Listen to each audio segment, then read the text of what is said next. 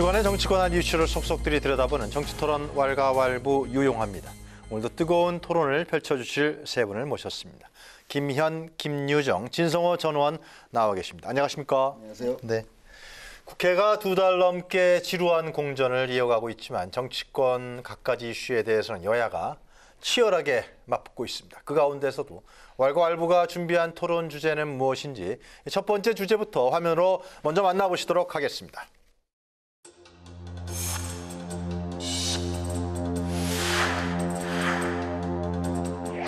내년 4월 총선까지 못 기다리겠다라는 질책으로 보입니다. 정당 해산 청구는 주권자이신 국민의 몫으로 돌려드리는 것이 바람직하다고 봅니다. 국회의원에 대해서만 소환할 제도적 장치가 없다는 것은 누가 봐도 상식적으로 납득하기 어렵습니다. 계류 중인 국회의원 국민소환법이 이번 20대 국회를 통해 완성되기를 간절히 바랍니다.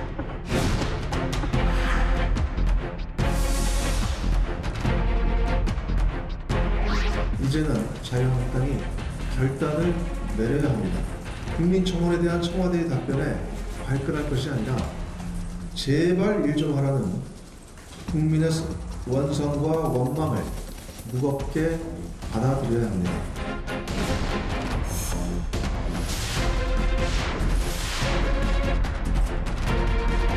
야당에 대해서 해산될 정당이라는 취지의 그런 이야기 운운하면서 전쟁 선포하지 말고 야당을 국정 파트너로 생각하십시오. 그리고 이제 민심을 똑바로 읽으십시오. 국회의원 소환제에 대한 근거 규정도 없이 법률로만 도입한다면 위헌 소지가 명백합니다. 논란이 된 청와대 답변은 국회 공전에 대한 책임을 무책임하게 떠넘기기 위한 쇼라고 밖에 볼 수 없습니다.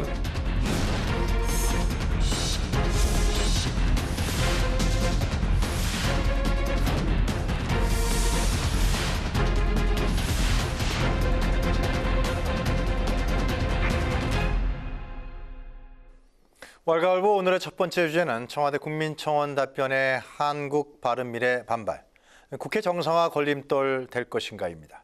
청와대가 정당 해산과 국회의원 국민소환제 도입을 요구한 국민청원에 답을 내놓으면서 이 보수 야당과의 대립이 격화되고 있습니다. 한국당과 바른미래당은 청와대가 국민청원을 정쟁의 도구로 사용해서 갈등을 유발하고 있다면서 강력하게 반발했는데요. 이에 청와대는 야당의 주장에 동의할 수 없다면서 국회 파행을 바라보는 국민의 시선이 따갑다고 밝혔습니다.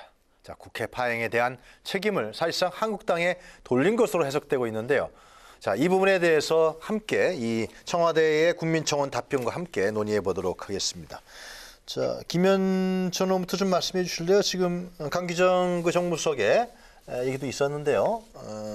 국민청원에 답변을 했습니다. 이 문제는 어떻게 봐야 될까요? 일단은 뭐 이번 사안에만 국한된 것이 아니라 그동안 20만 명이 넘는 국민들이 하나의 의제를 놓고 청원을 하면 거기에 대해서 청와대 관계자들이 나와서 답변을 해왔기 때문에 이례적인 건 아닙니다. 네. 이것이 이례적이라고 얘기할 수 있는 것은 청원 숫자가 183만 명이고 하나는 뭐 33만 명이다. 한국 자유한국당이 정당으로서 기능을 더 이상 해서는 안 된다라는 그 청원의 숫자가 워낙에 많기 때문에 국민들의 관심이 그만큼 높았던 것이고요. 그다음에 이것이 이제 183만 명으로 될 때는 선진화법 때문에 국회가 난장판이 되고 폭력이 난무하는 상황을 국민들이 3박 4일 동안 지켜봤지 않습니까? 네. 그러면서 183만 명이 청원에 참여를 했고 그것에 대해서 그 주권자인 국민들이 이 선택을 통해서 직접적 선택을 통해서 할 수밖에 없다. 청와대가 이것에 대해서 왈가왈부하는 것은 안 맞다라는 취지의 말씀을 하셨는데 이에 대한 나경원 원내대표가 전쟁 선포로 받아들였다는 점이 좀 의아스러워요. 왜냐하면은 그 자유한국당 안에서도 얘기했지만 정치는 말로 하는 것이고 말을 어떻게 하느냐에 따라서 민주주의 성숙이 이제 가는 건데 왜 이것이 전쟁입니까? 그럼 국민들을 향해서 전쟁을 선포했다라고밖에 볼 수 없는 건 아닙니까? 결국 183만 명의 국민들의 뜻을 청와대가 답변한 것 그리고 이전에도 계속 해왔던 점에 대해서 유독히 이 정당에 대한 평가와 정당의 그런 잘못된 행위에 대한 국민들의 분노를 네. 전쟁으로 받아들였다면 이 역시 국민을 상대로 전쟁을 선포한 것에 지나지 않는다라고 봅니다. 거기는 한국당 해산청원만 있었던 게 아니라 민주당 해산청원도 네, 같이 있었습니다. 있었죠. 네. 그 얘기도 강기정 수석이 얘기를 했고. 네, 네. 자, 이 정당 해산청원에 대해서요. 우리 김유정 전 의원 말씀 좀 들어볼까요? 청와대 이 문제에 대해서요. 민주당에 대한 해산 청구, 그다음에 한국당에 대한 해산 청구 둘 다 한 달 정도 네. 지속이 됐던 거고 183만 대 33만 이렇게 모여진 거죠. 그 청원 숫자가. 이제 그러면 그 관련 수석이나 또는 뭐 그 관계 부처에서 답변하도록 되어 있잖아요. 네. 그래서 이제 강기정 정무수석이 나서서 이제 이 답변을 한 것 같은데. 이제 공교롭게 대통령이 해 순방 부재 중에 이제 정무수석, 정무비서관 또 이제 일자리 수석까지 이제 뭐 나서서 얘기하다 보니까 야당에서는 뭐 공교롭게 대통령 안 계시는 동안에 뭔가 지금 이 정치 활동하고 있는 거 아니냐, 무슨 다른 꿍꿍이가 있는 거 아니냐 이러면서 이제 뭐 반발을 하고 있는데. 저는 개인적으로는 할 말했다고 생각합니다. 강기정 수석이. 왜냐하면 이제 어떤 점에서냐면 정당 해산 청구에 대해서는 적어도 그 민주당이 5년 전의 모습과 일관성을 가지고 있어요. 그 점에 대해서 저는 일관성을 유지하고 있고 맞는 말 했다라고 생각하는 점이 통진당 해산 청구하고 그때 이제 환경법무부 장관 시절에 정부에서 이 헌재에 청구를 했던 거 아닙니까? 그래서 이제 결국 당이 해산이 되고 말았는데 당시 민주당의 입장도 이게 헌재까지 갈 일은 아니었다. 그리고 국민들이 이 당에 대해서 문제가 있다라고 판단한다면 선거를 통해서 판단하게 하는 게 옳았다. 라는 게 당시 5년 전의 민주당의 입장이었거든요. 네. 그런 점에서는 여당이었을 때나 혹은 야당이었을 때나 그 당의 어떤 그 정당의 그 존립과 관계된 부분에서는 일관성을 유지했다는 점에서 저는 뭐 그 맞는 말 했다고 생각하고요. 다만 이제 국민의 뜻에 맡겨야 하는 것으로 판단한다. 그리고 정부가 나서서 헌재에 이거를 하는 것보다는 국민의 몫으로 돌려드리는 게 낫겠다라는 정도까지만 했으면 더 좋았을 것을 그냥 괜시리 비밀을 준 부분은 내년 총선까지 기다리기 답답하다는 질책으로 보인다. 이거는 이제 다분히 개인의 어떤 그 정치적 견해와 감정이 좀 결부된 느낌이기 때문에 괜히 지금 이 국회 정상화를 앞두고 들어오고 싶은데 그냥 괜한 명분 찾으면서 사실 목리 부리고 있는 게 지금 자유한국당의 모습인데 들어갈까 말까 지금 한 발 걸쳐놓고 이렇게 하고 있는 거잖아요. 거기에 대해서 이제 괜한 빌미를 좀 준 측면은 있다. 이 한 문장만 좀 빠졌으면 훨씬 더 좋았을 텐데 라는 생각을 저는 좀 하게 됩니다. 그런 점에서 좀 아쉬움은 있지만 이 국민들의 청원이라는 게 어찌됐거나 여론의 반영인 것이고 또 민주당으로서는 뭐 민주당 정권이니까요. 과거와 똑같은 그 일관성을 가지고 있다. 그런 점에서 뭐 못할 만한 것은 아니다. 이거를 각자 새겨들어야 될 문제라고 보고요. 또 국민들이 판단하기에 정무수석이 뭐 이거를 뭐 위법이냐 아니냐 이런 얘기가 나오고 있는데 국민들이 정무수석의 어떤 국민청원에 대한 답변 하나를 듣고 네. 본인의 뭐 그 당에 대한 지지를 결정한다거나 그거를 뭐 판단한다거나 이럴 거라고 생각하지는 않습니다. 그러니까 국민의 그 의사를 존중하는 그런 차원의 얘기라고 생각을 하고요. 그런 점에서는 뭐 자유한국당이나 뭐 바른미래당이 주장하는 것처럼 이거는 무슨 정치하는 거냐, 뭐 선거에 개입하는 거냐 이런 거는 조금 너무 나간 억측이라고 저는 생각합니다. 그러니까 청와대에서 답변을 하게 돼 있으니까 20만 이상. 그러니까 답변을 한 것은 당연한 것이고 그러나 정당 해산이라는 문제는 결국 국민의 뜻으로 해야 된다. 그리고 이 문제를 그런데 이제 총선 얘기가 나오는 바람에 조금 오버한 그렇죠. 측면이 없지 않아 네, 있다. 네. 그 부분만 좀 생략됐더라면. 김현정 의원 말씀은 그러나 한국당의 나경원 원내대표가 좀 과민반한 것이 아니냐. 이러한 두 분의 말씀인 것 같은데요. 우리 진성호 전 의원 얘기 말씀 듣죠. 예. 일단 이 말을 누가 어떤 형식으로 했느냐가 중요한데 일단 청와대의 청원이라는 형식에 대해서는 지금도 비판이 많이 나오고 있습니다. 네. 그중에 하나가 강기정 정무수석이 했던 이 말을 그대로 하면 네. 20만 명 이상이 참여했기 때문에 답변해야 되고 거기에 대해서 우리 정당과 의회 정치에 대한 국민의 준엄한 평가가 내려졌다고 했습니다. 그리고 내년 4월 총선까지 기다리기 답답하다는 질책으로 보입니다. 했습니다. 그다음에 뭐 눈물을 훔치며 회초리를 드시는 어머니가 뭐 이런 표현을 썼습니다. 네. 이게 청와대 정무수석이 쓴 단어들입니다. 공개적으로.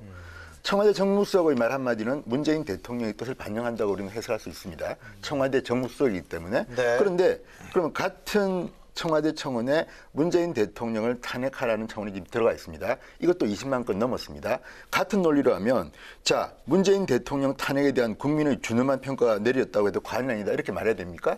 또 다음 2022년 대통령 선거까지 기다리기 답답하다는 질책으로 보았다 이렇게 말해야 됩니까? 그건 아니지 않습니까? 그러니까 청와대 청원이라는 제도는 상당히 국민의 뜻을 반영한다고는 하지만 만약에 강기정 정무수석이 정말 제대로 자, 지금 국회가 공진되고 있는데 국회가 빨리 원상태로 돌아가기를 원한다면 이런 식으로 해서 야당을 자극하지 말았어야 됩니다. 왜냐하면 강기정 수석도 삼선 의원을 하신 분인데 내가 이런 말을 할 때 상대방이 어떤 말이 나올지를 다 예상할 수가 있습니다. 그런데 이런 정도로 말을 한 것은 그리고 또 하나는 똑같이 민주당, 자유한국당 정당 해상 청원에 대한 답변으로 들리지만 내용을 보면 지금 임시국회에서 지금 법안이 통과가 안 되고 추경안이 어떻게 하면서 한국당을 사실 은근히 비판하고 있습니다. 이걸 읽어보면 누구나 지금 강기정 수석은 한국당을 비판하는 걸 알 수 있습니다. 그러니까 그런 내용을 담아서 이야기한 것이 설령 제가 볼 때는 국민 중 일부는 이 말을 듣고 뭐 그럴 수 있어 할 수 있는데 문제는 이 말을 한 메신저가 청와대 정무수석이고 이게 청와대 청원에 대한 답변이라는 겁니다. 네. 그렇다면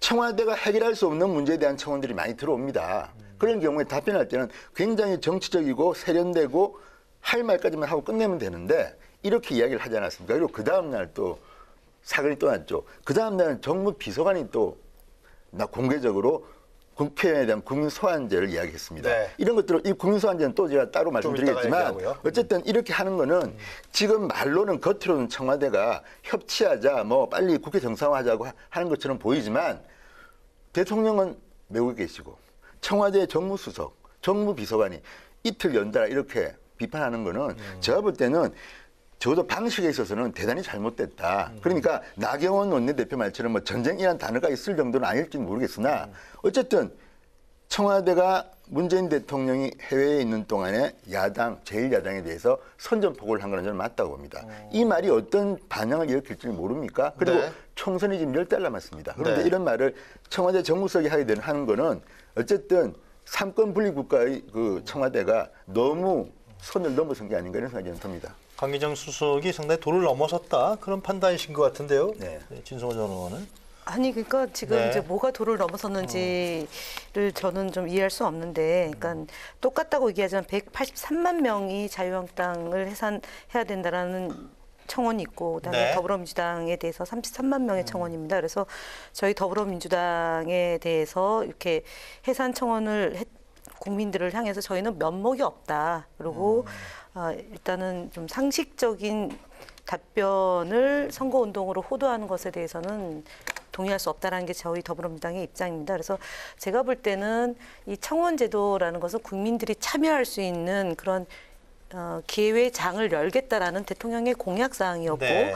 그것이 지금까지 물론 청와대 입장에서도 굉장히 곤혹스러운 질문에 대한 답변도 있고요. 그다음에 청와대가 할 수 없는 청원에 대해서도 많이 있었던 걸로 봅니다. 그래서 네. 이것이 과연 국민들의 통합에 도움이 되느냐 아니냐에 대한 심각한 고민도 있다고 저는 보는데, 그럼에도 불구하고 이런 토론과 그다음에 청원의 제도를 통해서 진일보할 수 있는 계기가 있다라는 게 평가가 됐고요. 그리고 지금 이 문제 앞서 말씀드렸지만 자유한국당에 대한 해산 청구를 해야 된다라고 주장한 국민들이 이렇게 높았던 이유는 선진화법을 방해한 자유한국당에 대한 국민적인 준엄한 심판이다라는 것에 대해서는 거의 문제가 없는 말이고요. 그다음에 내년 총선까지 기다리기 답답하기 때문에 정당을 해산해야 된다라고 요청한 겁니다. 그 일맥상통하는 논리적 구사인 거예요. 근데 이것이 불편할 수 있죠. 네. 불편할 수 있는 야당의 입장을 뭐 이해 못하는 바는 아니지만 네. 그래서 개선해야죠. 선진화법을 유명무실하게 만들어서 국회를 난장판으로 만드는 그런 국회는 더 이상 되면 안 되는 거기 때문에 저는 이 부분이 왜 이렇게 많이 청원하게 됐는지에 대해서 자숙해야지, 그리고 자성해야 되는 거지. 그래요. 이것을 전쟁 선포로 받아들이면 곤란하다라는 점을 다시 한번 말씀드립니다. 알겠습니다. 어느 정도 얘기는 된 것 같은데. 아니요, 제가 또 답변드리면 그래요. 제가 예. 말씀드리는 건 청원 제도의 문제점을 말씀드린 겁니다. 그리고 지금 말씀드리는 거는 몇 명이 했냐가 중요한 게 아니라 강기정 청와대 정무수석의 답변이 과연 지금 삼권 분립 국가에서 정당한 것인가를 지금 말씀드린 것이고요. 또 하나는 이걸 답변하는 청와대 수석이든 비서관의 태도입니다. 지금 제가 말씀드리는 거는 아니 왜 청와대 정무수석이 이렇게 뭐 계속 뭐 이 야당에는 빨리 그 국회 하자고 이렇게 원래 정무수석이 할 일이 바로 그런 겁니다. 그런데 그런 걸 할 분이 이렇게 공개적으로 알겠습니다. 제일 기분 나빠할 말 하는 게 과연 청와대 정무수석이 제대로 하는 것인가 이런 걸 비판하는 것이죠. 알겠습니다. 그러니까 제대로 잘 못됐다는 겁니다. 그래요. 또 하나 나온 얘기가 이제 김정 전 의원님, 국회의원 국민소환제 얘기를 했어요. 네. 이 문제는 우리가 어떻게 봐야 될까요? 이거는 뭐 국회에서 발의까지 돼 있다 그러던데요. 일단 관련 법률이. 네, 발의 그동안 뭐 한 15년 가까이 발의됐다가 또 폐기됐다가 이렇게 해서 통과 못 되고 오늘까지 이르렀는데 지금도 계류 중인 법안이 있죠. 그리고 한국당의 한 건, 그다음에 민주당에서 2건 이렇게 계류가 되어 있는 상황이고요. 그리고 민주평화당 같은 경우에는 뭐 당론으로 또 법안 발의를 하겠다고 하고 있고. 지금 그러고 있죠. 네, 그런 상황이 돼서 정치권이 아마 일정 부분 이 국회의원 국민 소환제에 대해서도 아마 그 중지를 모아가고 있는 그런 상황이라고 생각합니다. 지금 자유한국당이 이걸 당론으로 받아들여서 어떻게 할지 모르겠습니다만. 자유한국당은 아직 입장이 없죠. 그렇죠. 이 문제에 그러니까 대해서. 이제 그 바른정당 시절에 황영철 의원이 낸 법안인데 지금 다시 자유한국당의 의원이잖아요. 다시 복당을 해서 그런 상황인 거라서 자유한국당에서는 아마 본인들을 겨냥한 국민소환제라는 거를 뭐 누구보다 잘 알고 있을 테니까 이 부분에 대해서는 아마 수용하기 어려울 수도 있다고 생각합니다. 그렇지만 지금 자유한국당의 모습을 보면서 국민들이 좀 참을 만큼 참았다. 저는 이렇게 생각합니다. 그러니까 그 명분과 실리 가운데에서 명분을 찾는 것도 이게 어느 정도여야 되고, 그리고 내거는 조건이 매번 바뀌고, 지금은 이제 어느 정도 이 국회 정상화 과정에서 물밑 접촉을 통해서 일정 부분 한 90% 정도는 이루어진 것 같은데 또 이제 추경 무슨 청문회를 하자, 추경이 온당 한제에 대해서 또 하자. 그러니까 매번 새로운 조건을 이렇게 내걸고 있기 때문에 제가 보기에는 자유한국당이 점점 더 신뢰를 잃어가고 있는 것이고, 또 바깥에서 이제 머무르는 것에 대한 이 염증을 슬슬 내부에서 느끼기 시작했다 이렇게 생각합니다. 그래서 이 내부에서도 좀 여러 가지 목소리가 나오고 있는 것 같고요. 당장 들어가자, 조건 없이 더 이상은 안 된다 이런 얘기 나오고 있다고 생각합니다. 그래서 이제 이렇게 일 안 하고 계속해서 바깥에서 구경만 하고 있는 이런 국회의원들 소용없다, 필요 없다. 이것도 우리가 불러서 따지고 또 해야 되는 거 아니냐라는 차원에서 이제 국민 소환제가 김정은님 거론이 되고 있는 개인적으로도 거죠. 국민 소환제는 필요하다 그런 입장이신 저는 거가요? 필요하다고 생각합니다. 왜냐하면은 소위 막말 논란이나 또는 국회에서 국회 윤리에 회부된 의원들이 다 유야무야되고 끝나지 않습니까? 서로 취하고 끝난다거나 아니면은 회기 끝나고 혹은 임기 끝나고 자동 폐기되는 상황이 너무 많은데 그래서 윤리라는 것 자체에 대해서 누구도 두려워하지 않는 이런 상황이 돼버렸어요.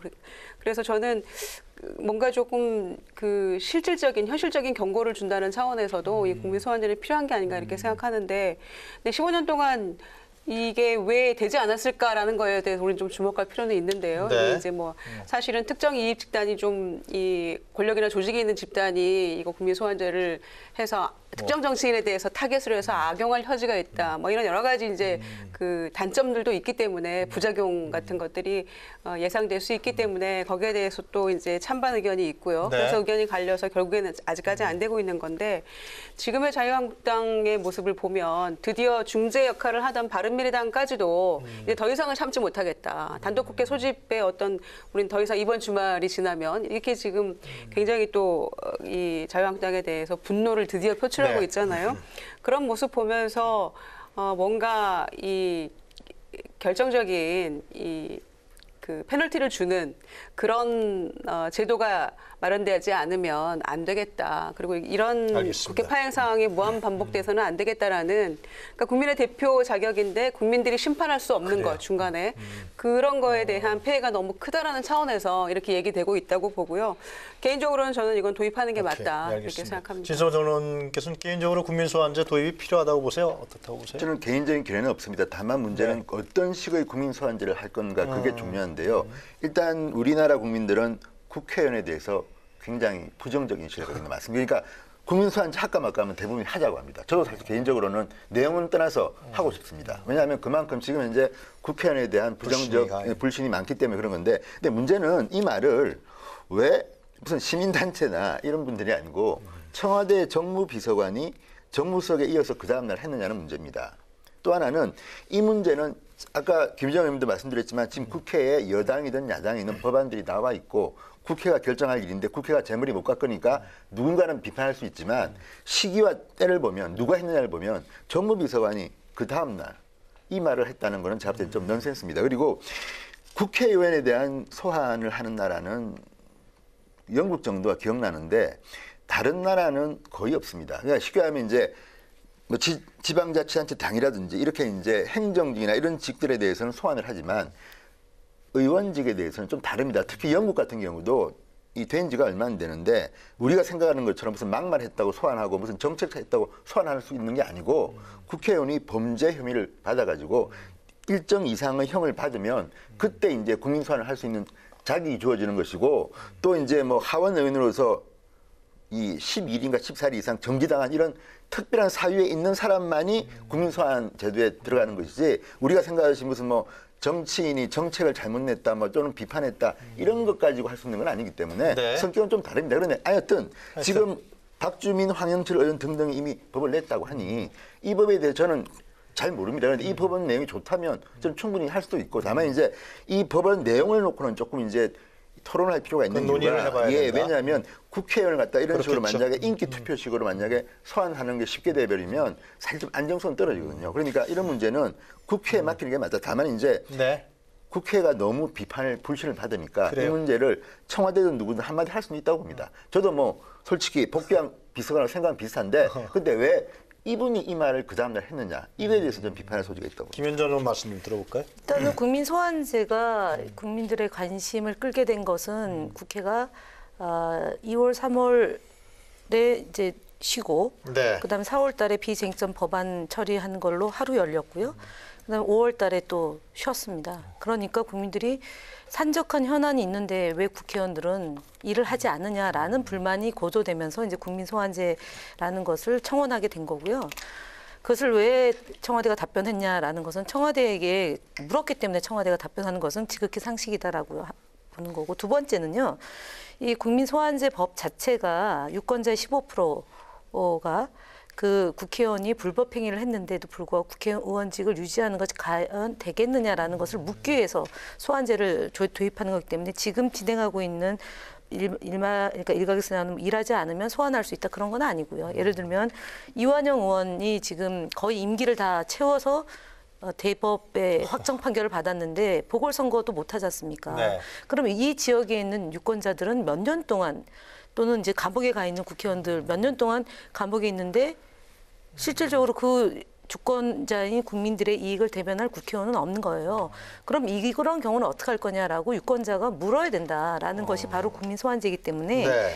불법 행위에 대해서 국민들이 소환하겠다라는 게 지금 현재 발의되고 있는 국민 소환제라고 봅니다. 그래서 뭐 일하지 않는 사람들 소환해서 인기 투표를 한다거나 인기 영합주의 해가지고 누군가를 골탕 먹이기 위해서 소환제를 도입하자는 취지는 절대로 아니다라는 점을 말씀드립니다. 그리고 진 의원이 말씀하신 청와대 비서관이 이 얘기를 했다는 거에서 그럼 비서관이 답변해야지 그러면은 행정관이 나와서 답변합니다. 제 말도 제가 말씀드렸지만 복귀한 비서관의 답변 중에 상당한 부분 저도 공감합니다. 그러니까 이 부분에 대해서 그렇게 문제가 없는데 다만 뭐냐면 자 20만 명 이상이 청원했기 때문에 답변하는 것은 맞습니다. 그런데 네. 문제는 이 타로 관계를 두고 어제는 정무석이 나와서 이 문제에 대해서 어쨌든 누가 들어도 이거는 누구를 비판하는지 아는 내용을 이야기하고 또 그 다음 날은 비서관이 나와서 솔직히 저도 말은 좀 시원했습니다. 왜냐하면 저도 요새 국회의원들 보고 있으면 저거 정말 일 안 하고 소환하고 싶은 생각이 있기 때문에. 근데 이제 문제는 그 형식이나 메신저가 수석에서 한 비서관이 이 말도 들어보면 지금 김현우 의원님 말씀처럼 지금 한국당 내에도 장전 의원 같은 경우는 국회에 무조건 들어가자는 분도 있습니다. 저도 일정 부분 동의합니다. 그런데 문제는 그 과정에서 청와대 비서관이 특정 정당을 비판한 듯한 발언을 연이어서 하는 이 타이밍이라든지 이 메신저를 보면 네. 조금 저는 잘못했다고 보는 겁니다. 그런데 어쨌든 청원 제도가 그렇기 때문에 복귀한 비서관은 거기에 대해서 수석이든 누구든 간에 행정관이 할 수도 있겠죠. 그런데 이제 문제는 타이밍이나 이런 것들이 안 맞다는 저는 비판을 하는 겁니다. 그런데 어쨌든 듣고 보니까 정말 국회의원들은 사실 좀 혼을 좀 내줘야 된다는 심리들이 많기 때문에 이 부분은 크게 국민들로부터 반발은 안 받을 겁니다. 그런 생각이 듭니다. 좀 제어할 수 있는 제도적 장치가 없는 건 분명한 거죠. 그러니까 너무 미련한 지방의원이나 그런 자치단체장은 다 할 수 있죠. 그리고 대통령도 사실은 탄핵이라는 게 국회의원들이 그러니까 탄핵 소추를 통해서 발의를 할 수 있고 그다음에 헌법재판소 최종 판결 나서 파면으로까지 가는 거 아닙니까? 행상에 대한 평가를 네. 국회의원들이 국민의 뜻을 반영해서 하는 건데 국회의원만 사각지대에 있는 거죠. 물론 범죄기를 저지르면 검찰이나 뭐 선관위로부터 그 고발을 당해서 수사를 받아서 그 신분에 대한 변화는 있지만 그럼에도 불구하고 지금 우리 사회의 집권 민주주의의 발전 정도에 비춰보면 국회를 견제할 수 있는 기능은 좀 필요하지 않을까 그렇게 뭐 봅니다. 다른 외국 같은 경우는 상원, 하원이 이렇게 있으면서요. 하원에 대해서 좀 전행하는 걸 상원이 제어한다든가 그런 게 있는데 하여튼 국민소환제 부분에 대해서 그 정도 논의를 하시는 것이 제가 보기엔 적당한 것 같고요. 그 김정준 이것이 그 지금 청와대에서 국민청원 발언한 문제에 대해서 네. 야당에서는 이것이 사전 선거운동이다 이렇게 얘기하고 있는데 이게 뭐 정확한 얘기인가요? 어떻게 봐야 됩니까? 정확하지 않은 얘기죠. 중앙선관위에서 선거법 위반 아니다라고 얘기했기 때문에 네. 선거법 위반이 아닌 것으로 결론이 이미 난 거 아닐까 싶어요. 그러니까 이 정무직 그러니까 청와대 내부의 정무직 그 공직자 네. 같은 경우에 이제 그 얘기나 발언에 대해서 늘 이제 선거법 위반 소지 논란이 되어 왔었죠. 그리고 이명박 전 대통령도 그랬고 노무현 대통령도 그랬고 그다음에 박근혜 전 대통령도 그랬고 늘 대통령들의 이제 그 어디에 가서 어떤 발언을 했는지 이런 게 또 선거 시점과 맞물려서 늘 이제 논란이 되곤 했었는데 결과적으로는 다 뭐 약간 고개를 갸우뚱하는 그런 측면도 있긴 했습니다만은 각각의 어떤 발언들에 대해서 근데 결과적으로 뭐 선거법 위반이다 이렇게 됐던 적은 없는 것이죠. 또 노무현 전 대통령 그 탄핵 관련해서는 결국에는 뭐 헌재에서 그건 아닌 걸로 아니다. 됐으니까 예. 그런 정도가 남아 있는 셈인데. 이게 선거법 위반이 아니다라고 판단 내린 근거는 일단은 뭐 후보가 정해진 것도 아니고 지금 뭐 그렇기 때문에 거기에 대해서 무슨 뭐 누구를 지지하라 말아라 이런 선거 개입도 아니고 네. 그런 것이니까 위반은 아니다라고 이제 결론을 내줬는데 그럼에도 불구하고 저는 아까 말씀드린 것처럼 야당에게 괜한 빌미를 줄 필요는 없다. 또 정무수석이 지금처럼 굉장히 그 민감하고 또 예민한 시기에 굳이 그 사족을 한마디 덧붙임으로써 이 일을 괜한 일을 확대시킬 필요는 있었을까? 그 전까지 얘기해도 충분히 국민들은 알 수 있는 것이고요. 그런 점에서 조금 아쉬움은 남습니다만 이거 가지고 자유한국당이 이렇게 정무수석이 얘기했기 때문에 야당 죽이려고 했기 때문에 우리는 못 들어간다라고 그렇게 오판하지를 않기를 바랍니다. 저는.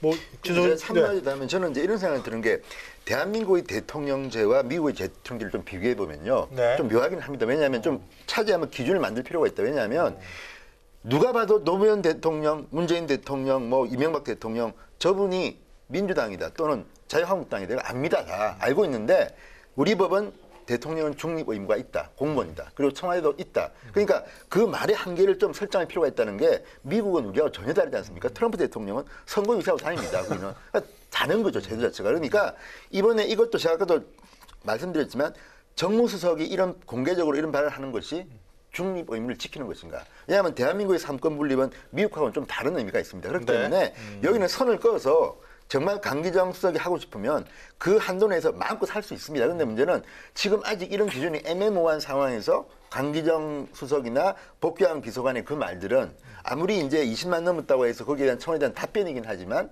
저는 정치적으로 비판할 수가 있다고 봅니다. 그리고 야당이 그걸 비판 안 하면 그건 야당도 아니죠. 그런데 이제 문제는 그 기준을 우리가 만들어 가야 된다. 왜냐하면 청와대 사람들도 정책 발언을 할 때는 그 선에 맞게만 하면 되는 건데 지금 우리는 이런 기준이 너무 없기 때문에 네. 논란이 되고 있다는 생각이 듭니다. 알겠습니다. 자, 청와대 국민청원 관련해서 국민소환제하고 정당 해산 문제 뭐 충분히 논의가 된 것 같고요. 나름대로 정리가 됐다고 저는 판단합니다. 일단 국민소환제에 대해서는 좀 문제의식이 상당히 있으신 것 같고요. 정당 해산은 하여튼 그거는 뭐 국민의 뜻에 따라 하는 거죠. 사실 정당을 해산한다는 것은 쉬운 일이 아니기 때문에 그 문제에 대해서는 별도의 논의가 필요하지 않나 그런 생각이 듭니다. 자, 그럼 이어서 오늘의 두 번째 주제 화면으로 만나보시도록 하겠습니다.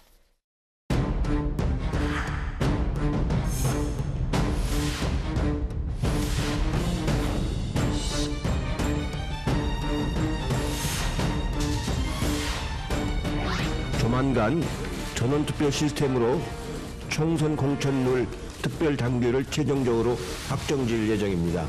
투명하고 공정한 공천 시스템을 구축하겠다고 약속을 드렸는데 이제 어느 정도 목표를 달성을 했습니다.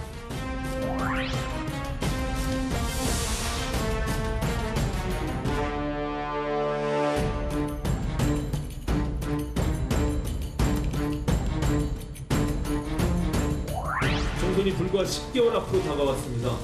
실질적인 우리가 일할 수 있는 기간은 앞으로 길어야 6개월입니다. 당의 명운을 걸고 모든 사안에 대해 한 땀 한 땀 정성을 다하겠습니다.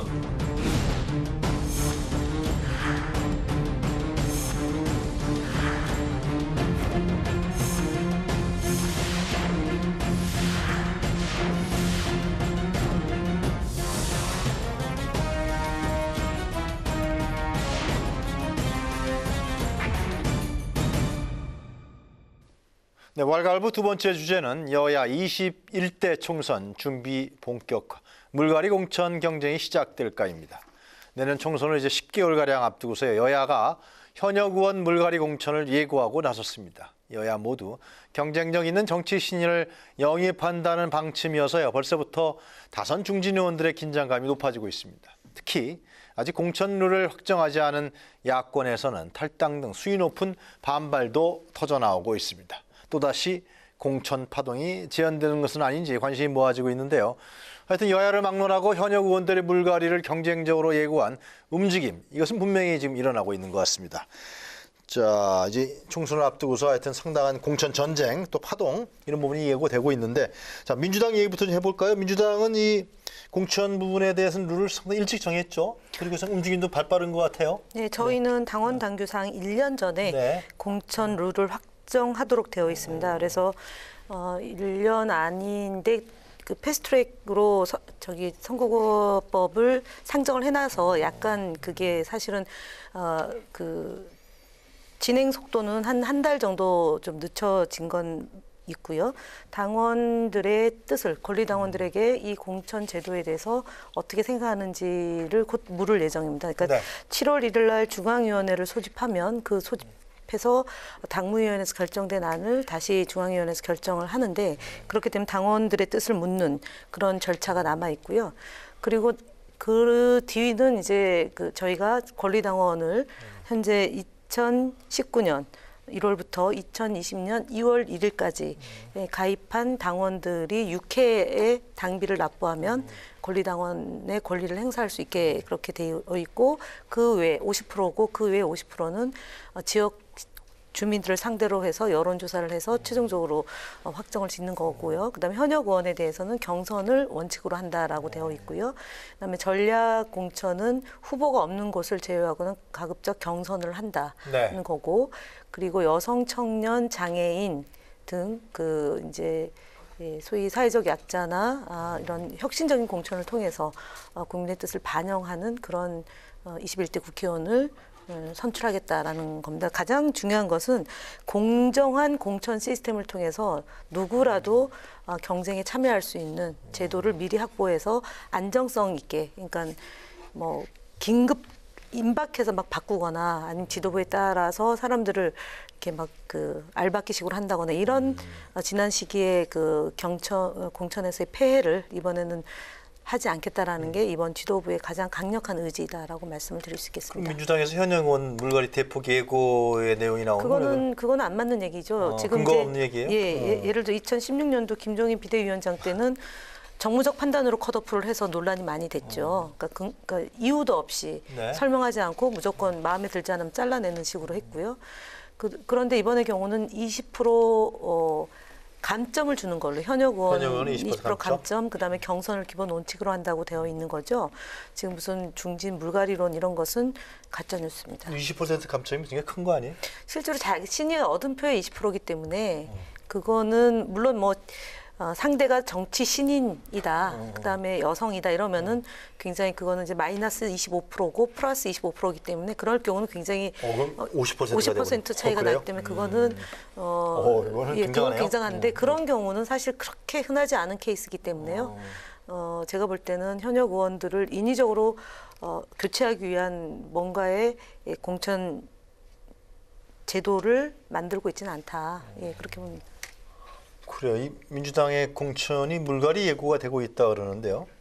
어떻게 보십니까? 근데 일단 이런 건 있습니다. 공천이라는 건 어쨌든 선거를 이기고 싶어하는 겁니다. 그렇기 네. 때문에 나름대로 새로운 인적 자산을 갖다 전면 배치하고 싶은데 만약에 경선으로 간다면 어쨌거나 현역 의원이 유리한 겁니다. 그러니까 머리를 많이 굴려서 만들었겠죠. 그리고 제가 봐도 이제 이런 수치들이 있는데 이게 또 총선 직전에 가면 또 어떻게 흔들릴지 잘 모르겠는데 근데 뭐 플러스 마이너스 50점 되면 굉장히 큰 거 아니에요? 그렇죠. 그러니까 지금 이기 어렵다는 지금 건데, 보도가 나온 건 이런 겁니다. 그래서 지금 현역들이 떨고 있는 이유가 가령 청와대에 있었던 중고 신인들이 있다는 겁니다. 그러니까 한 번도 출마는 안 했지만 오히려 인지도나 지명도는 더 유명해요. 근데 뭐 윤영찬 속 같은 사람은 사실은 신인입니다. 여기 하면 완전 신인이죠. 출마만 안 해보고 그런데 TV에 많이 나왔기 때문에 이름 들면 유명하지 않습니까? 그런 경우 이분은 신인으로서 가산점을 받을 거 아닙니까?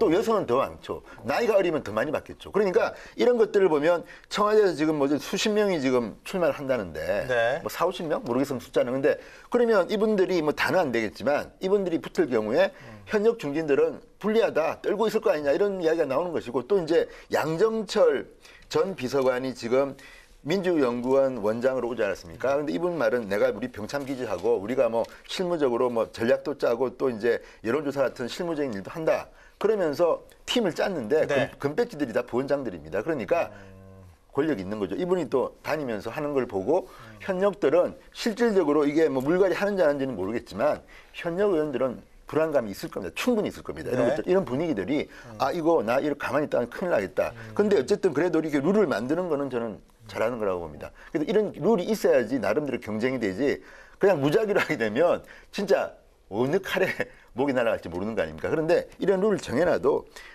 나중에 한번 보십시오. 또 그런 룰을 정해야 잘한 겁니다, 이거는. 신인들이 예. 좀 들어오고 그러는 거 아니에요? 현역 3, 4선 하신 분들이 물론 뭐 고루하다 그런 뭐 절대적 평가는 할 수 없지만은 네, 그렇죠. 그러니까 내년 총선에서 이기려면 이기는 선거를 무조건 해야 되겠죠. 각 당이. 그러려면 새로운 인물이 필요할 텐데 그렇죠. 지금 현역은 뭐 무조건 경선 원칙이라고 하는 거는 뭐 잘 정한 거는 같아요. 그렇지만 그것이 과연 원칙대로 될 것인가? 저는 그 부분에서 좀 회의적인 측면이 있고요. 그다음에 이제 뭐 50% 차이 난다 그랬지만 자기가 얻은 득표의 20% 가산 혹은 20% 마이너스이기 때문에 실질적으로 그렇게 어마어마하게 차이는 안 그렇게 안 납니다. 돼요? 그럼요. 그리고 7월 말까지 권리당원 모집한 그 권리당원들을 대상으로 하는 투표죠. 그러니까 이제 여론조사 플러스 뭐 비율은 정해지겠습니다만. 자기가 얻은 득표의 마이너스 20%. 그렇죠. 자기가 그렇죠. 얻은 득표의 20%니까. 그렇죠. 그래서 현역이 굉장히 유리한 싸움입니다. 기본적으로는. 그런데 이제 과연 이해찬 대표가 나는 이제 불출마 선언했고 또 문희상 의장도 뭐 이제 민주당은 아닙니다만 민주당 출신 국회의장이죠. 그러면 이제 중진들에 대해서 뭔가 조금 변화가 필요하다라는 얘기가 내부에서 나오고 있는 것도 사실이잖아요. 그럼 이거를 얼마나 이제 잘 운영의 묘를 살려서 네. 내부에 불만 없이 할 것인가 이런 기술적인 측면도 매우 필요할 거라고 생각합니다. 쉽겠어요? 쉽지 않죠. 그렇기 때문에 공천이 이루어지면 그러니까 뭐. 1년 전에 정해도 또 뭐 임박해서 정하는 것보다는 조금 더 나을 수 있겠으나 대원칙이 정해졌기 때문에 아마 공천이 그렇게 너무 자연스럽게 너무 평화롭게 이런 공천이 어디 있습니까? 그거는 굉장히 어려운 일이라고 보지만 과거처럼 과거의 그런 폐해를 답습하지 않고 뭐 1년 전쯤 정해서 원칙을 정했다는 거는 그거는 평가할 만이라고 생각합니다만 조국 수석도 신인이기 때문에 이를테면 네. 이제 또 이 선택하는 지역에 따라서는 굉장히 누구는 울고 누구는 웃고 이런 경우가 다 다를 겁니다. 이제 그런 점에서는 각 당들이 다 얼마만큼 이거를 실질적으로 크게 공천 잡음 없이 네. 할 수 있을 것인가라는 것이 대표나 지도부의 리더십에 달려 있는 거겠죠.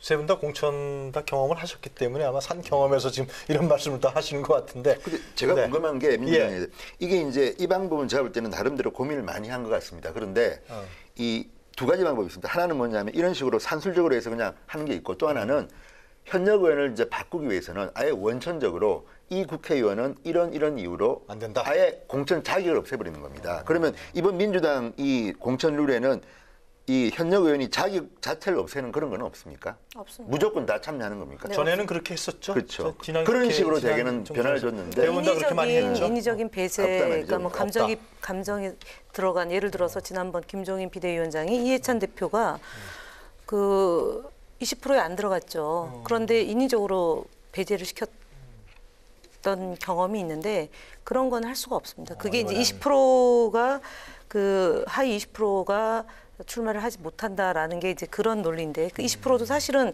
이연령 비연령이었어요. 그러니까 본인이 출마하지 않겠다고 했는데 그 20% 안에 집어넣었던 경우가 있고 상황이 바뀌었으면은 정무적 판단을 해야 되는데 그냥 거기는 딱 자르고 누구는 살려주고 이런 식으로 김종인 비대위원장이 인위적으로 했는데 거기에도 해당이 안 되는 네. 경우가를 이제 가해지를 했죠. 그래서 그런 일이 안 되게 하기 위해서 20% 감점 20%로 한 겁니다. 예, 그래서 인위적으로 뭐 누구는 원천적으로 안 된다라고 할 수 있는 건 없습니다. 네, 한국당도 지금 신상진 의원이 공천심사위원장 말은 좀 다른 것 같은데 한국당도 시작을 한 것 같습니다.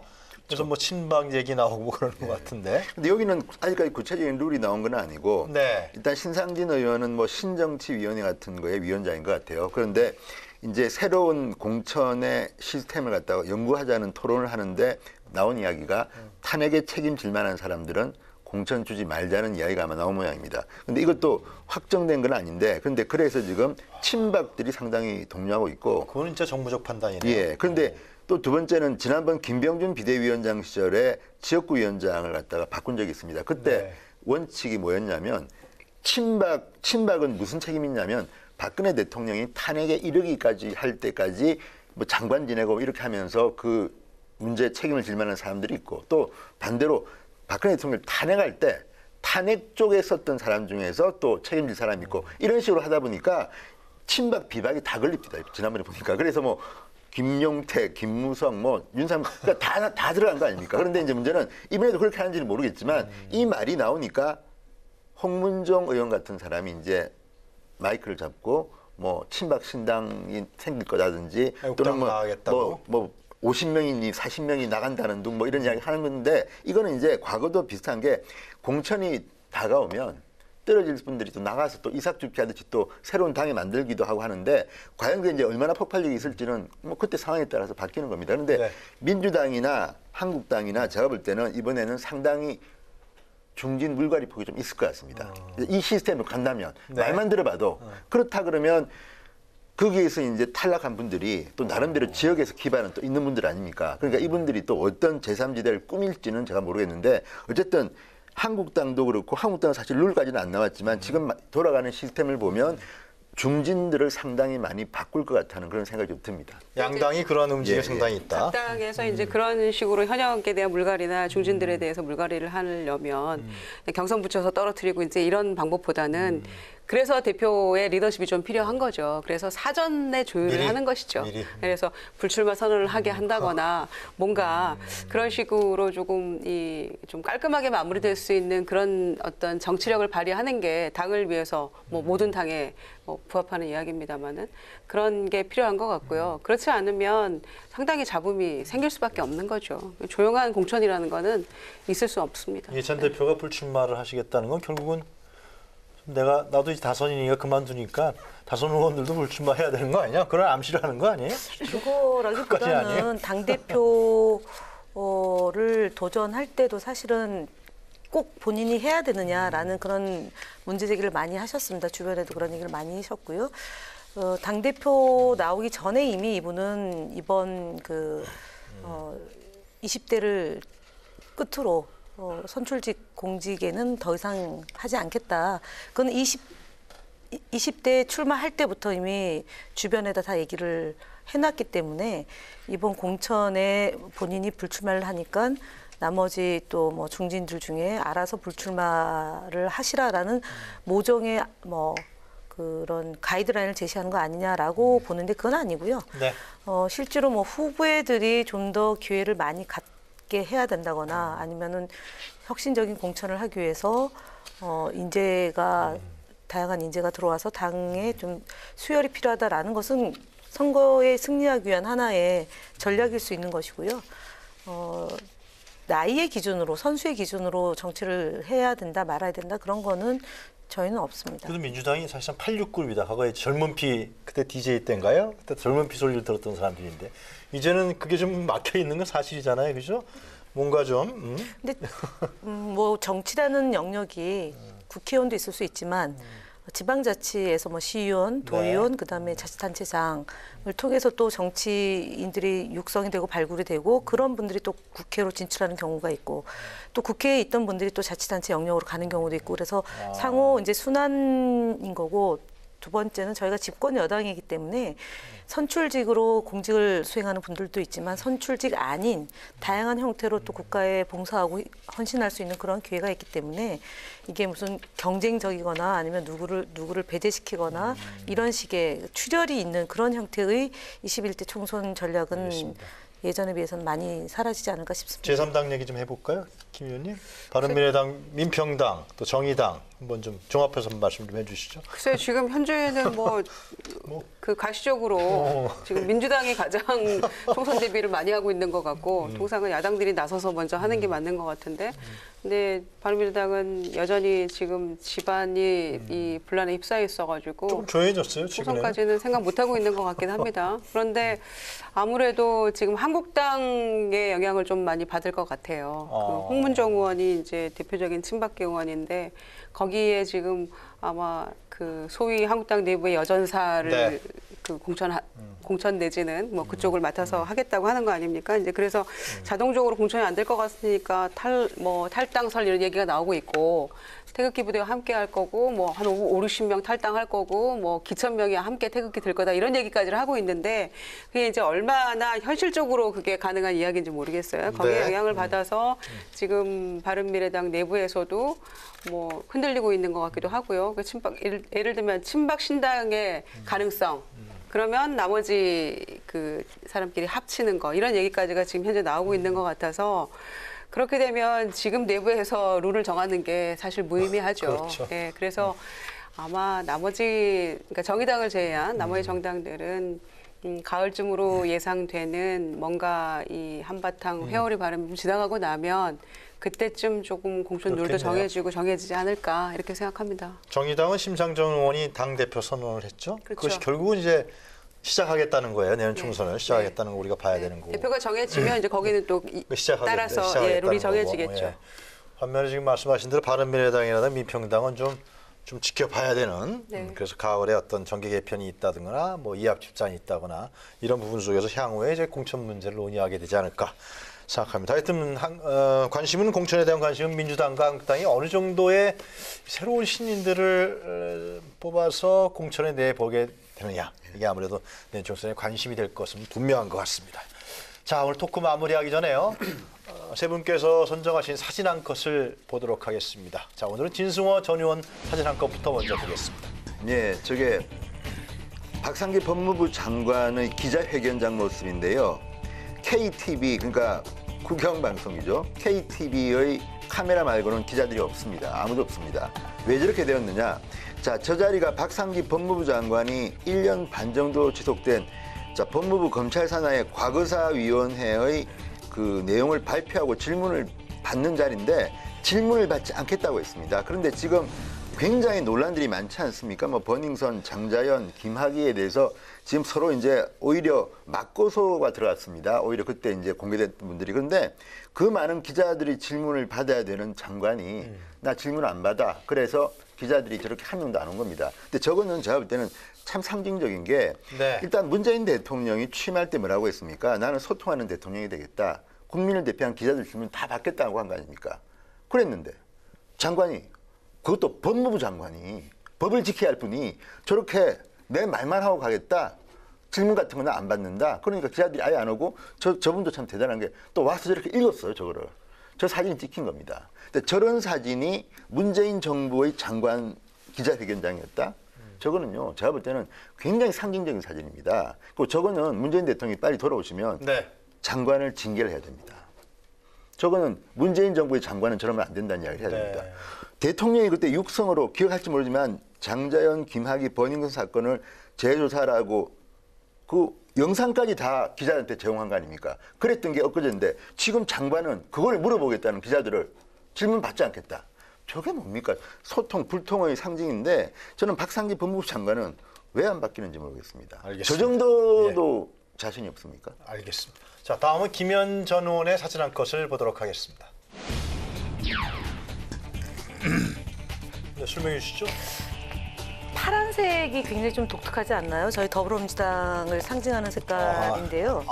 저 옷이 나경원 의원이 입었던 저 옷이 이인영 원내대표랑 만나서 밥 잘 사주는 누나가 되겠다라고 발언했을 때 입었던 그 옷인데 이때 얘기했던 게 노영민 실장과 강기정 수석이 전화 한 통화 안 했다. 이 얘기를 하는 날이죠. 근데 사실은 본인은 소통하려고 노력하는데 청와대가 안 했다라는 것을 상징적으로 보여주기 위해서 저 파란색 옷을 입었다고 저는 보는데요. 근데 사실관계를 보면은 정양석 원내수석 부대표랑 상당히 대화를 많이 나눴고 나경원 원내대표가 청와대에는 빠지라고 해가지고 그 수석 부대표랑 강기정 정무수석과 계속 대화를 나눴다라고 하는데 제가 이 사진을 택한 것은 나경원 의원이 그때그때 달라요. 본인이 말해놓고 그야말로 그거는 전혀 인용하지 않고 상대방을 공격하기 위한 수단으로 이제 얘기를 하고 그다음에 의상은 마치 또 다른 의미의 그때 입었던 의상을 입어서 좀 이중적이다라는 걸 강조하기 위해서 제가 사진을 한번 골라봤습니다. 알겠습니다. 다음은 김유정 전 의원의 사진 한 컷을 보도록 하겠습니다. 네. 영정사진에 너무 환하게 웃고 계시는데요. 이 여사님 오늘 사회장으로 이제 장례식을 마쳤는데요. 생각하면 떠오르는 단어들이 많이 있는 것 같습니다. 그러니까 용서, 피해자이면서 가해자를 용서했고요. 또 사랑, 화해, 통일, 인권, 또 여성운동, 민주주의 뭐 이런 단어들이 생각이 납니다. 그래서 저는 저 사진이 생각이 나는데 한 20년 된 사진이에요. 저 그 청와대 계실 때 행사하시면서 이렇게 활짝 웃으신 모습의 사진으로 저는 기억을 합니다. 개인적으로는 한 청와대에서 모시고 또 일하고 당에서도 뵀었고 그다음에 옥수수를 좋아하셔서 제가 그 동교동 사저 근처 옥수수 사들고 가서 뵙기도 하고 또 그때 여름이어서 유자차를 이렇게 갈아서 얼음을 띄워서 이렇게 주셨던 그런 생각도 나고요. 또 이름이 얽힌 이야기 하시면서 별명이 히히호호라고 사람들이 나 이렇게 친구들이 부르기도 했다 이런 말씀을 하시고 했는데요. 영부인 얘기에 앞서서 그 여성 인권 운동가로서 그 당신 자체로 지도자셨죠. 그래서 더 존경하고 사랑하는 분이었는데 제가 김대중 대통령 그 서거하셨을 때는 광화문에서 추모문화재 사회를 봤었어요. 그리고 이제 가시는 길 지켜봐드렸었는데 이번에는 여사님 거기 가지를 못했습니다. 제가 같은 날 저희 시아버님이 돌아가셔가지고 그래서 오늘 이제 이 슈트를 입고 오셨군요. 그래서 무슨 운명인지 같은 날 두 분을 보내드리게 돼가지고 그런 일이 있었군요. 그래서 오늘 방송 어렵게 나오셨네, 이제. 네, 어렵게 나왔습니다. 저는 이 검은 옷을 입고 나오셔서 이호 여사 거의 이제 오늘 갔다 오셨다 생각하는데 두 분이 갔다 오셨다 뭐 생각을 했는데. 목갑에서 저는 이제 현충원에 따로 뵈야 될 것 같은데 두 분 모두 영면하시길 기원합니다. 우리 두 분 다 이호 여사님하고는 다 서로 간에 개인적인 적이 있으시죠? 네, 저는 그 저희 19대 국회의원 할 때 김대중 대통령 서거하고 매주 화요일마다 현충원에 있는 김대중 대통령 묘역 참배 때 여사님 뵙고 그리고 이제 그 저희 이제 지도부나 이렇게 인사 가면 또 설 때 인사를 가면 여성 정치인들한테 아주 각별한 애정을 표시하면서 여성이 정치를 많이 해야지 대한민국이 발전한다 이런 얘기를 여러 차례 걸쳐서 해주었고요. 특히 이제 추미애 대표님이 당대표 시절 때 인사하러 가면 이렇게 정말 따뜻하게 맞아주시고 손의 힘이 누구보다도 셉니다. 악수할 때 보면 저렇게 손이 아주 그냥 뼈만 남았는데도 악수하는 손의 힘이 아주 강렬하게 느껴져서 저분이 갈구하던 세상 인권과 평화와 민주주의가 만개하는 그런 세상이 저희들의 목 아닌가 싶습니다. 지금도 조선일보 기자 시절에 동교동 자주 가셨었죠? 아니요, 동평 가져가지 않고 이희호 여사를 몇 번 뵀습니다. 아, 그런데 그래요? 저는 이제 이런 생각이 듭니다. 대한민국에 많은 대통령의 영부인이 있었습니다. 근데 이제 쉽게 하면 이희호 여사처럼 사회활동을 하는 영부인은 드물었습니다. 유경수 여사는 사실은 가정주부였지만 나름대로 사회활동을 했습니다. 그런데 이제 제가 말씀드리고자 하는 거는 이희호 여사를 제가 기자실에 본 인상은 그겁니다. 단순히 저분을 DJ의 아내 또는 대통령 영부인 이런 표현은 이제 필요 없다. 그냥 인간 이희호로. 그러니까 지금 말씀하신 것처럼 여성 운동가가 아니라 그냥 운동가, 사회 운동가 이희호. 여성이라는 단어도 좀 필요하지 않을 것 같고. 그러니까 이희호 여사는 어쨌든 우리 마음속에 그냥 영부인이기 때문에 기억하는 게 아니라 네. 대한민국의 굉장히 앞선 인권 운동가입니다. 그러니까 인권 운동가 이희호로 우리 모두 기억했으면 좋겠습니다. 김정호님은 방송 끝나고 주말에 네. 현충원 가보시겠는데요. 알겠습니다. 자, 네, 이희호 여사가 오늘 장례 예배와 추모식을 끝으로 영면에 들었습니다. 이 여사는 김대중 전 대통령의 부인이기에 앞서서 우리나라 민주주의와 평화를 위해서 헌신해온 여성 운동가였습니다. 고인은 하늘나라에서 또 우리 국민과 또 민족의 평화 통일을 위해서 기도하겠다면서 서로 사랑하고 또 화합하길 바란다는 유언을 남겼습니다. 정치 대립이 심화되고요. 사회 갈등과 분열의 골이 깊어지고 있는 지금에 그 무엇보다 큰 울림을 주는 메시지가 아닐까 싶습니다. 국회의 역할이 그 어느 때보다 중요한 지금입니다. 여야 모두 마지막 순간까지도 국민의 화합과 또 행복한 삶을 당부한 고인의 유지를 새겨들어서요. 국민을 위한 정치, 또 일하는 국회의 모습을 하루라도 빨리 좀 보였으면 하겠습니다. 자, 정치토론 왈가왈부 오늘은 여기까지입니다. 세 분 오늘 수고하셨습니다. 감사합니다. 저희는 다음 주 금요일 이 시간에 다시 찾아뵙겠습니다. 수고하셨습니다. 난 몰랐어. 왜 안 알렸나 봐요?